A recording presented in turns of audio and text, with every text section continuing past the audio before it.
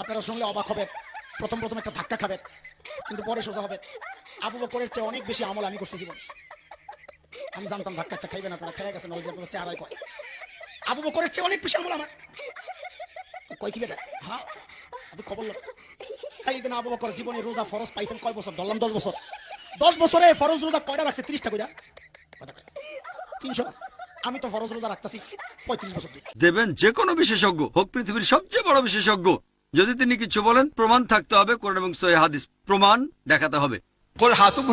প্রমাণ পেশ করো ইন কুনতুম সাদিকিন। যদি আজকে উমরের যুগ থাকতো, ওকে ফাঁসির কাস্টে ঝোলানো হতো।